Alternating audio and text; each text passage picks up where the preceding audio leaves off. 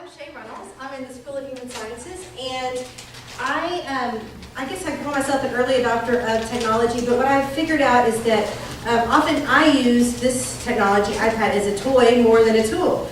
And so I've been really looking for ways to connect with my students where they are and to let them access that technology that's in their pockets and let them use their iPads in a way that's going to be helpful in the class. So what I'm going to demonstrate today is something that we have been working with in my event planning class, which is to let them use Pinterest to build online portfolios and to actually be able to visually access things in the classroom pretty quickly. What I found is that sort of like there's a little bit of stress in a 5-minute time. You come up here, you can find your link and log in. And some of them log into Facebook, and it takes a long time. So if we can use Pinterest, then that we can put everything in one place, just use it like a regular pin board. We also did something a couple of years ago in hospitality, which we developed a Pinterest account for hospitality, and along with our Facebook, and we actually give this sheet out to students, and we have posters made of this for our students that are coming out on orientation, so they can engage with us informally. That's really the big thing, is to try to meet them where they are so that they can engage informally as our Pinterest account, our Twitter account, and our Facebook account. And I'm not going to sit here and tell you that I'm the best at all of that, but I do think that it helps us engage. So let me grab Pinterest. How many of you are familiar with Pinterest? How many of you use it in the class? Anybody else? Okay. Well, let me show you how I use Pinterest in the classroom. First of all, you go to me, that's SFA Hospitality. And Pinterest, many of you are familiar with it, it's just like building boards with links back to certain websites.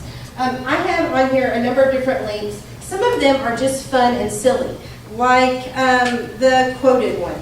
And if I see a quote, sales go up and down, service stays forever, something that is just snappy that I want to remember, that I want to throw up maybe as a conversation starter, I throw it in my quoted pin board. I also have one on here called required reading, which is something that if I'm reading something that's of interest, maybe it's not necessarily a hospitality book, maybe it's something that I read over the summer that I'd like them to read. It allows all my students, not just the ones in my class, but those who follow me on Pinterest, they can say, oh, Dr. Runnels is reading Cosmopolitan, and she mentioned it in class, and I don't have to give a citation. I can just say, hop into required reading, and you can see what I'm reading, just not as part of the class, but as just in my own reading list.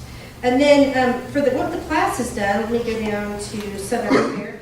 Our hospitality event planning class actually recently did an event for the Dean's Circle for the Dean of Fine Arts back in the fall, and it was a Southern affair. So we were able to throw up recipes, throw up ideas, and the way you can do it with your students is you actually invite them to pin with you.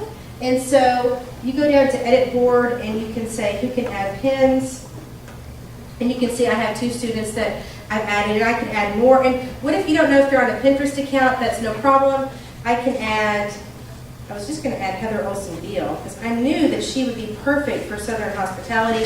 I can invite Heather to pin to my Southern hospitality board, but if I'm not sure if she's on Pinterest, I can add Mary Ollie. She is on Pinterest, but we're just going to add her via her email account, just like this, and boom, she sent a email saying Dr. Runnels or Chay Runnels wants you to be able to pin to her account, and she'll get on Pinterest, and she can pop pins in here. So it really is a way to do some collaborative exercise with your students, and it engages them on a different level, on a more informal level. I don't know about you that use Pinterest. I'm usually using it at night in bed before I go to sleep. I'm just kind of looking at recipes or looking at places I want to travel.